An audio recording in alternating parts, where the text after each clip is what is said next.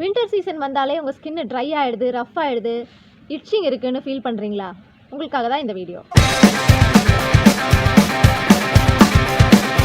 Hello everyone, பனி காலத்தில் ஏற்படக்கூடிய ஸ்கின் கம்ப்ளைண்ட்ஸ் பற்றி இந்த வீடியோவில் பார்க்கலாம்.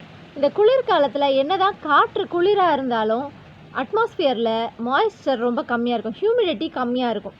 ஸோ அதனால் இந்த காற்று ட்ரையாக இருக்கிறதுனால நம்ம ஸ்கின்னும் ட்ரை ஆகும். தண்ணி கம்மியாக குடிக்கிறதுனாலையும் ரொம்ப சூடான தண்ணியில் குளிக்கிறதுனாலையுமே நம்ம ஸ்கின்னு ட்ரை ஆகுது, ரஃப் ஆகுது, ரொம்ப ஸ்கேலி ஆகுது. சிலருக்கு ஒயிட் பேச்சஸ் வரும், அரிப்பு ஏற்படும், கிராக்டு லிப்ஸ் வரும், நம்ம பாதங்களில் வெடிப்பு ஏற்படும். Already psoriasis, try eczema and dandruff problem இருக்கிறவங்களுக்கு இன்னும் அதிகமாக ட்ரை ஆகிறதுனால அவங்களுக்கு இருக்கிற கம்ப்ளைண்ட்ஸ் இன்னும் ஜாஸ்தி ஆகும். இந்த சீசனில் ஸ்கின் கம்ப்ளைண்ட்ஸ் வராமல் தடுக்கணுன்னாலும் சரி, இல்லை இருக்கிற ப்ராப்ளமை குறைக்கணுன்னாலும் சரி, நம்ம என்ன பண்ணலாம்? சோப் ரொம்ப மைல்டான சோப்பாக யூஸ் பண்ணணும். சொல்லப்போனால் சோப்பே யூஸ் பண்ணாமல் இந்த குளியல் பொடி மாதிரி ஹெர்பல் பாத்திங் பவுடராக யூஸ் பண்ணிட்டா இன்னும் பெட்டராக இருக்கும். இன்கேஸ் சோப் யூஸ் பண்ணாலும் சரி, ஒரு நாளைக்கு ஒரு தடவையோ இல்லை மேக்ஸிமம் 2 தடவை, அதுக்கு மேலே கண்டிப்பாக வேண்டாம். ரொம்ப குளிராக இருக்கிறதுனால எல்லோரும் ரொம்ப சூடான தண்ணியில் குளிக்கிறத பழக்கமாக வச்சுருப்பாங்க. அதுக்காக பச்சை தண்ணியில் தான் குளிக்கணுமா அப்படின்னு கேட்காதீங்க. சில்லுன்னு இருக்கிற தண்ணியில் அந்த சில்னஸை மட்டும் குறைக்கிற அளவுக்கு நம்ம ஹாட் வாட்டர் ஆட் பண்ணி கலந்து நம்ம குளிக்க யூஸ் பண்ணலாம். தென் மாய்ஸ்சரைசர் யூஸ் பண்ணலாம்.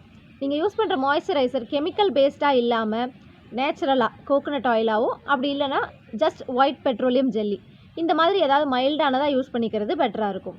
Healthy hair and healthy skin is the simple of good health. நம்ம உடம்புல எந்த சத்து குறைஞ்சாலும் ஃபஸ்ட்டு நம்ம ஸ்கின்லேயும் நம்ம ஹேர்லேயும் தான் அது சிம்டம்ஸாக காட்டும். ஸோ நம்ம ப்ராப்பர் டயட் எடுத்து எந்த டிஃபிஷியன்சியும் இல்லாமல் நம்ம பார்த்துக்கிட்டோனாலே ஸ்கின்லேயும் சரி ஹேர்லேயும் சரி அவ்வளோ ஈஸியாக ப்ராப்ளம்ஸ் வராது.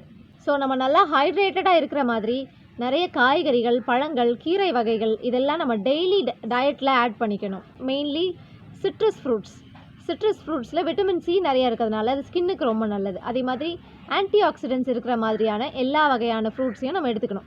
சக்கரவள்ளி கிழங்கு வாரத்தில் 2 நாளோ இல்லை 3 நாளோ கண்டிப்பாக எடுத்துக்கணும்.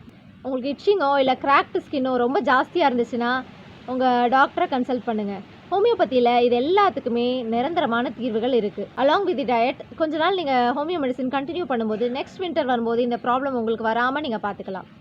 ஸோ வின்டரில் ஸ்கின்னு ட்ரை ஆனால் நீங்கள் பண்ண வேண்டியது நல்லா ஹைட்ரேட்டடாக இருக்கிற மாதிரி நிறைய தண்ணி குடிக்கணும், ஃப்ரூட்ஸ் வெஜிடபிள் நிறைய எடுத்துக்கணும், நல்ல தூக்கம் இருக்கணும், ஹாட் வாட்டரில் குளிக்கக்கூடாது, சோப் அதிகமாக யூஸ் பண்ண வேண்டாம், கெமிக்கல் காஸ்மெட்டிக்ஸ் யூஸ் பண்ண வேண்டாம். ஆல்ரெடி உங்களுக்கு சோரியாசிஸோ இல்லை டேண்ட்ரஃபோ இல்லை ட்ரை ஸ்கின் சம்மந்தமான எந்த பிரச்சனைகள் இருந்தாலும் இந்த டைமில் உங்கள் மெடிசனை வித்ட்ரா பண்ண வேண்டாம். உங்கள் ஸ்கின்னை சேஃபாக வச்சுக்கோங்க. Be happy, stay healthy.